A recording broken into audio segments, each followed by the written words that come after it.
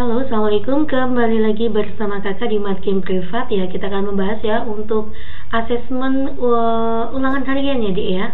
Bab kedua, limit fungsi matematika lanjut kelas 12 kurikulum merdeka. Saya ambil dari buku Intan Parwara. Ini adalah part ketiga. Insya Allah kita akan bahas ya soal nomor 21 sampai dengan 30. Oke deh, langsung saja. Limit X mendekati pi per 4. Ya, di sini ada cos 2X dibagi dengan 1 min tan X. Ya, jika kita substitusikan langsung ya, X mendekati 45 derajat ya, cos 90 itu adalah 0. 1 dikurangi tan 45 itu 1 ya, 1 kurangi 1 juga 0. Karena hasilnya 0 per 0, maka tidak bisa ya. Kita bisa dengan cara lain. Dengan cara apa, Mbak? Untuk yang bagian bawah ya, 1 min tan X saya akan rubah terlebih dahulu. Tan saya rubah menjadi sin X dibagi dengan cos X. Maka nanti satunya saya akan rubah menjadi cos X dibagi dengan cos X. Nah, maka nanti limit X mendekati pi per 4 untuk bagian bawah itu menjadi kayak gini ya, Dek. Cos X min sin X. Nah, ini cos X-nya ke atas ya, saya buat ke sini. Nah, kan cos X min sin X per cos X. Nah, cosnya ke atas. Nah, oke, maka cos 2X nanti bisa kita rubah menjadi apa, Dek? Biar ada hubungan dengan cos min sin, saya akan rubah menjadi cos kuadrat X min sin kuadrat X ya. Itu, Dek. Oke, maka nanti limit X mendekati pi per 4. Nah, seperti ini. Ini cos X, cos kuadrat min sin kuadrat saya akan rubah menjadi cos X plus sin X dikali dengan cos X min sin X. Ya, di sini ada cos X min sin X. Coret-coret gitu ya, Dek ya. Oke, cos 45 derajat itu adalah setengah akar 2 dikali dengan cos 45 derajat itu adalah setengah akar 2 ditambah dengan setengah akar 2. Ya, saya lanjutkan di sini. Setengah akar 2 dikali setengah ditambah setengah itu 1 ya. Maka jadinya akar 2. Ya, maka nanti setengah dikali dengan 2 jawabannya 1. Mana, Dek? Jawabannya, Dek. 22 limit X mendekati 0 cos 3X min cos 7X dibagi 1 min cos 5X.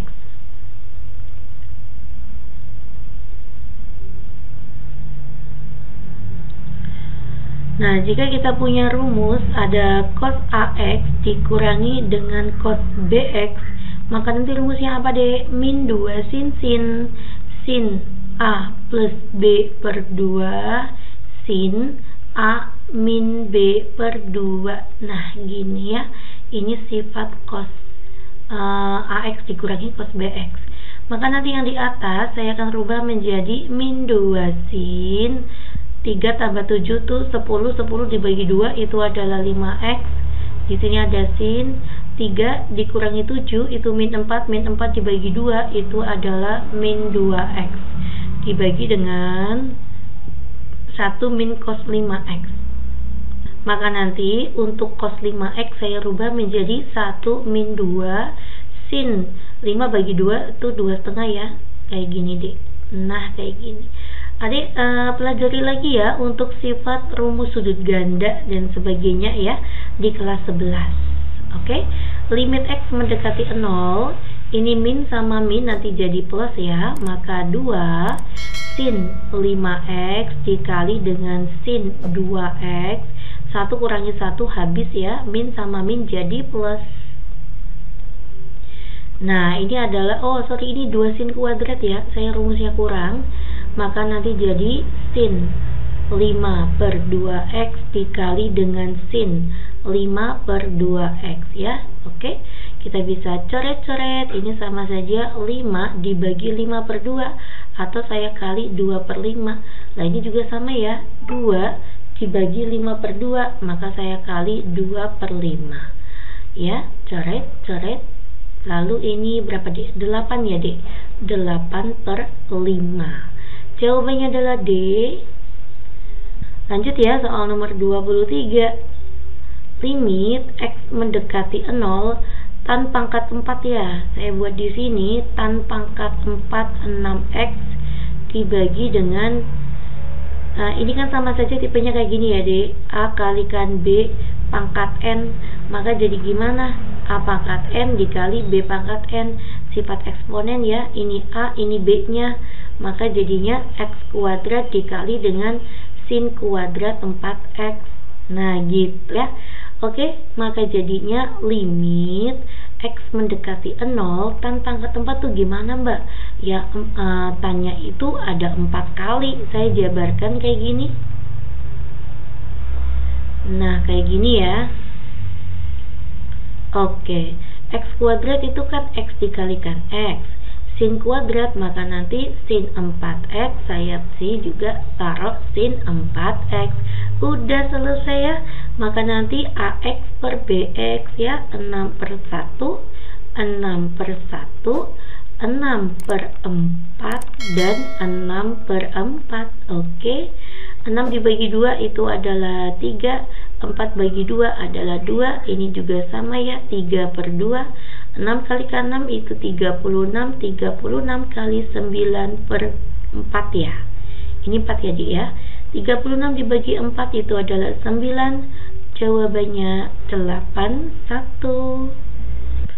Ya, nomor 24. Limit X mendekati 0 ya. 2x/3 kuadrat saya buat terlebih dahulu ya. Di sini ada 2x/3 pangkat 3 sorry. Kita bagi dengan 1 min cos kuadrat 2x/3. Oke. Saya buat kayak gini ya dek. Jika ada sin kuadrat A ditambah dengan cos kuadrat A sama dengan 1, ini rumus identitas trigonometri ya. Maka nanti sin kuadrat A itu adalah 1 dikurangi cos kuadrat A. Nah, di sini kan ada 1 min cos kuadrat A ya. Maka ini akan setara dengan nilai sin kuadrat 2x/3. Nah, gitu ya. Dikali dengan tan 6x. Oke, maka nanti limit X mendekati 0, 2x/3 per sin 2x/3 dikali dengan 2x/3 dibagi sin 2x/3. Nah, ini udah sin kuadrat ya. Ini masih kuadrat, maka saya kurang 1. 2x/3 di bawahnya dibagi tan 6x. Ini berarti kan sudah AX per sin BX ya, maka tinggal A per B 1.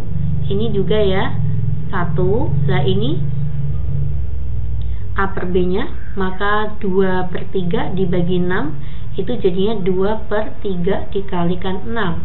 Oke ya, 2 ini jadi 3 ya, maka jawabannya 1/9. Jawabannya A. Kita lanjut ya ke soal berikutnya. 25, ini gimana ini? Limit X mendekati 0. Yang bagian bawah saya rasionalkan ya. 2 sin X dikali dengan cos X, kita bagi dengan akar Pi ditambah dengan 2 sin X dikurangi akar Pi, akar Pi ya. Dikurangi akar Pi dikali dengan akar Pi ditambah dengan 2 sin X ditambah akar Pi. Nah, kita bagi dengan akar Pi ditambah 2 sin X ditambah akar Pi. Oke. Untuk yang bagian atas saya tulis terlebih dahulu ya. 2 sin X cos X dikali dengan akar Pi ditambah 2 sin X ditambah akar Pi. Nah, yang bagian bawah ini kan sama aja A min B dikali A plus B, maka nanti A kuadrat min B kuadrat. Ini kita kuadratin, maka akarnya hilang ya. Pi ditambah 2 sin X dikurangi, ini juga akarnya hilang. Pi kurangi Pi itu habis ya. 2 sin X juga bisa dicoret. Udah. Kalau udah ada yang bisa dicoret, boleh kita substitusikan ya deh. Maka cos 0 dikali, ini kan cos 0 ya, cos 0 kita kali dengan akar Pi ditambah 2 sin 0 ditambah akar Pi.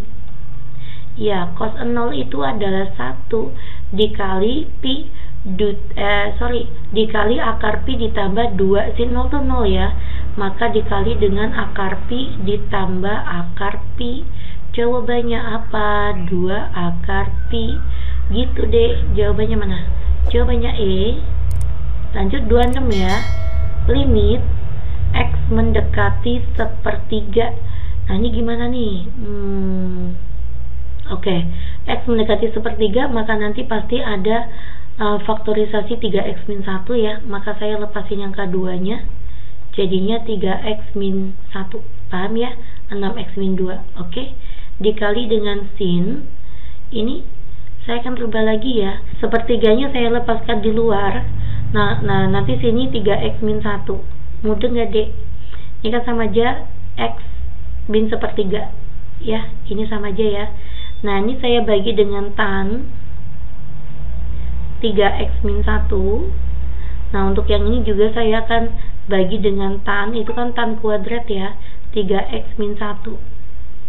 Oke ya. Nah ini berarti bentuknya adalah sudah ax per bx ya. Ini kita bisa coret, ini bersisa 2. Ini juga kita bisa coret ya, sin per tan. Maka ini juga coret, sisanya itu adalah sepertiga. Jawabannya adalah 2/3. D ya. Lanjut nomor 27. Limit X mendekati Pi. Nah ini ada gimana ini? Oh, mintanya X min Pi ya. Makanya harus kita rubah dulu ya deh. Pi nya pindah ruas ke sini deh. Nanti saya buat X min Pi, saya anggap sebagai apa deh? A boleh, B, A ya lah ya. A aja ya. A ya. X min Pi itu adalah A. Kalau udah dirubah seperti itu, maka nanti berubah menjadi limit A mendekati 0. Karena nanti yang disubstitusikan kan X min Pi, gitu ya. Maka nanti sin X min Pi itu adalah A dibagi dengan 2. X min Pi kan A ya, 2A ditambah dengan tan. Ini X min Pi itu adalah A. Nah, baik atas maupun bawah saya akan kali dengan 1/A. Ya, oke, maka nanti limit A mendekati 0, sin A kita bagi dengan A. Nah, kayak gini, 2A dibagi A ditambah tan A dibagi dengan A. Nah, maka nanti ini kan sama aja sin AX bagi BX ya, tinggal A per A itu adalah 1, 2A dibagi A itu adalah 2, tan A per A itu adalah 1. Jawabannya adalah 1/3. Mana? C ya. Next ya, nomor 28. Limit X mendekati tak hingga. Kalau ada tipe soal seperti ini ya, limit tak hingga untuk trigonometri, saya anggap seperti ini. 1/X saya anggap sebagai A. A boleh pengganti apapun boleh ya, tapi saya anggap sebagai A. Nah, kalau udah kita anggap sebagai A, maka nanti menjadi limit A mendekati 0. Jadinya kayak gini, 3 sin kuadrat.